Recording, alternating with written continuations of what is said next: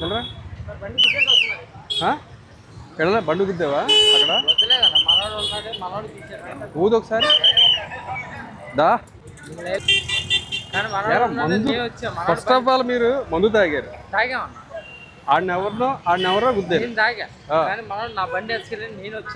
బండి నడిపింది ఎవరు ఇప్పుడు పట్టుకున్నప్పుడు నేను నువ్వు పట్టుకున్నప్పుడు నువ్వే నడిపి నేను నడిపానా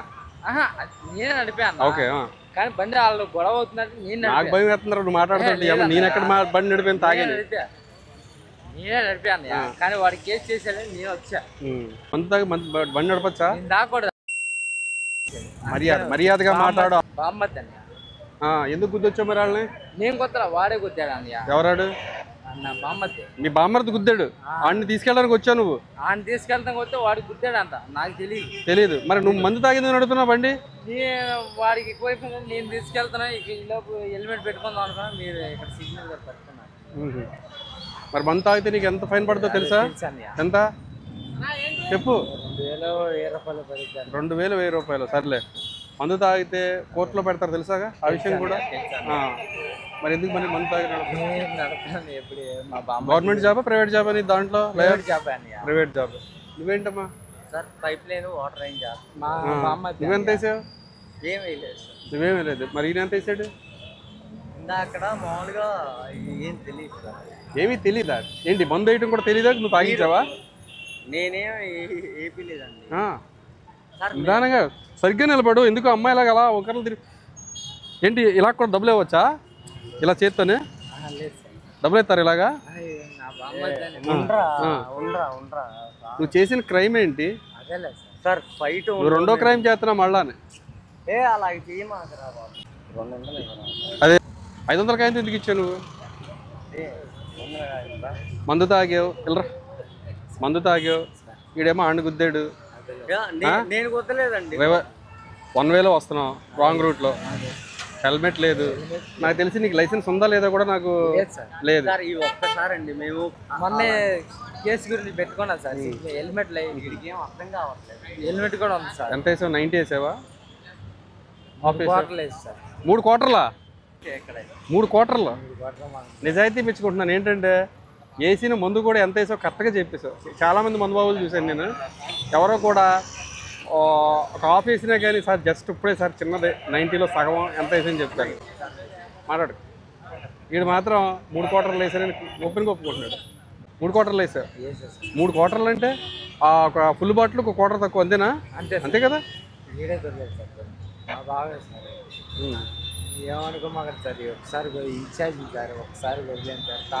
నువ్వు చేసిన తప్పుగా ఏదో వదిలేనా రేపొద్దున్న ఇలాగే మీ అమ్మగారు నాన్నగారు బండి మీద వెళ్తున్నప్పుడు ఎవడో మందు తాగి ఇలాగా రివర్స్ రూట్లో వచ్చి గుద్దేస్తాడు వాడికి కూడా 500 ఇచ్చేసి ఇంటికి పంపించేస్తావా మీ అమ్మగారికి మీ నాన్నగారికి చాలా తీవ్రమైన గాయాలు అవుతాయి అమ్మ నాన్న లేరు అందుకని ఇలా తయారు పాపం మేస్త్రి దగ్గర పని చేసుకునేవాడు అదే ఇన్ఛార్జ్ చెప్తాడు నువ్వేమో పని చేసుకునేవాడు మాకు తెలియదు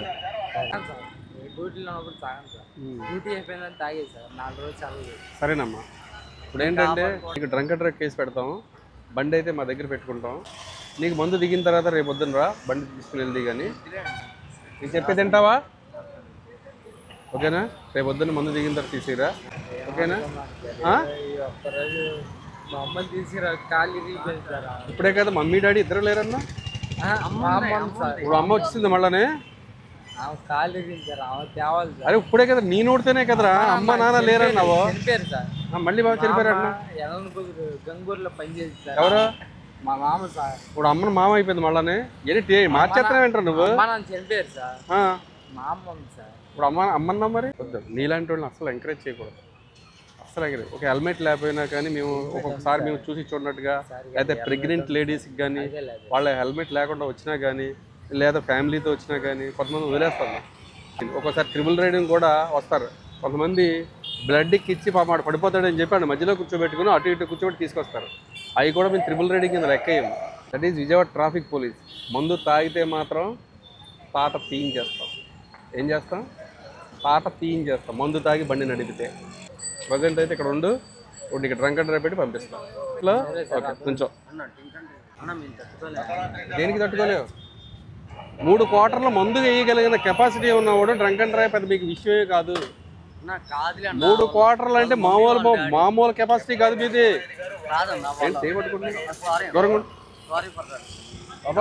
ఏంటి ఏమన్నా సారీ ఏం చదువుకున్నా ఏంటది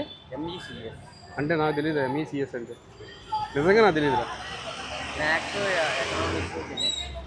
ఎంఈసిఎస్ అంటారు దాన్ని ఎంఈసిఎస్ అంట ఓకే ఇంగ్లీష్ రావచ్చు నీకైతే